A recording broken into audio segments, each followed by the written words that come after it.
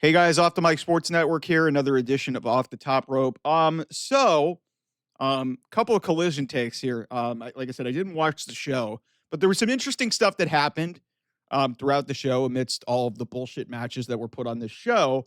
One of which was, there was a major segment that I'm going to have to do two separate videos on to just kind of tie this together because there's a couple parts to this.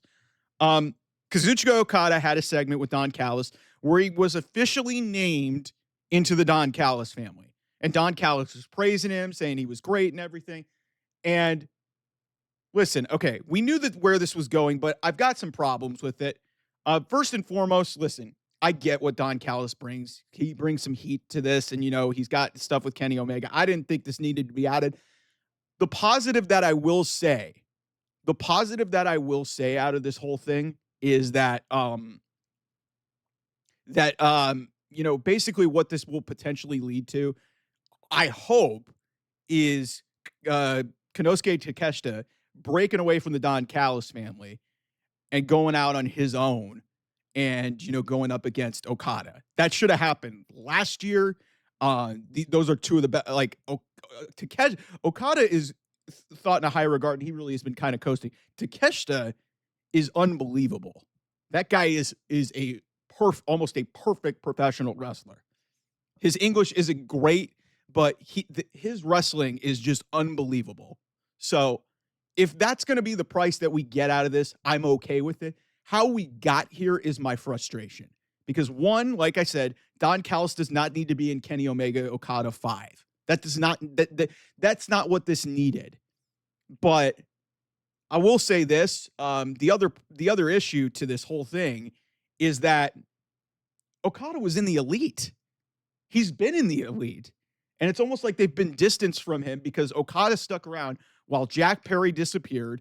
The Bucks disappeared. Now the Bucks have been back basically for 2 months, and they've had almost no interaction with Okada. There's been no explanation whatsoever. And when Okada just aligns with Don Callis, it's just one of those things where, oh, okay, this felt like just a convenient excuse to help them build a story. And if you're going to do that, then why not have the Bucks kind of tied into that? Because at least they have some relevance to this story. They're almost being forced into the main event storyline with Hangman and with Swerve and with Ospreay, and it doesn't make sense. With Okada, there's more of a relevance there because Okada was brought into the Elite to replace Kenny Omega by the Young Bucks. That's how this whole thing started, right? So now, and I saw something on Drainmaker, who's a frickin' Mark account, basically was like, oh man, Okada's now officially in the Don Callis family. And it got me thinking. I was like, there was no explanation to this.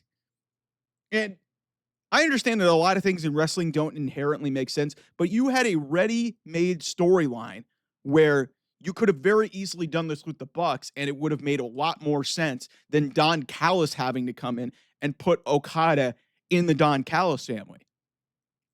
Also, the Don Callis family has like half the AEW roster in it. Josh Alexander's in it. Lance Archer's in it. Brian Cage was in it until he got hurt.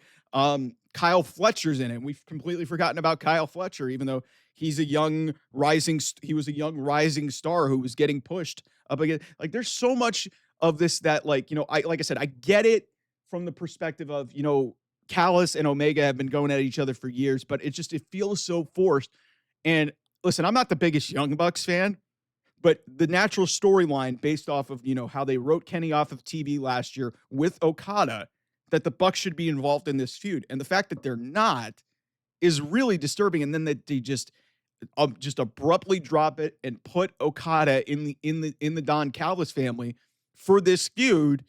And the only real positive out of this whole situation to me is at some point, at least I hope, I don't know how much faith I have in AEW creative to do this, we'll get Takeshita versus Okada at some point. Because to me, that's the feud that needs to happen coming out of Okada Omega 5. That's what needs to happen. Because Takeshita and Omega have a lot of history together. Obviously, Okada and Omega have a ton of history together. If that's the route you're going to go, I get it. But that it didn't need to take this route to get there. That's my problem.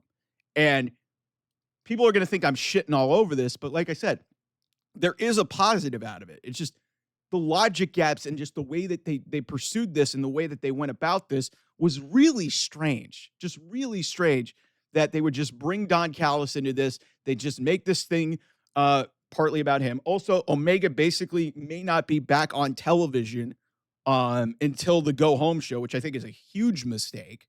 You've got a chance to really build something here. Granted, I understand the history is already there, but here's the thing. How are they going to make this Okada Omega match different from the other ones? You guys can't say the championship. You guys can't say that. How are they going to make this different? Because the fact is, these two haven't been in a ring together in a match in what, 6, 7 years? So Don Callis is the differentiating force here. It's weird. They had something going and then they just abruptly got away from it. And then they felt the need to throw Don Callis in there just because of his history with Kenny Omega. So we'll see where it goes. But there was a big return in this in Kota Ibushi, which is a little bit surprising. I'll talk about that angle of this story a little bit later on the channel. But until then, I will see you guys soon. Bye-bye.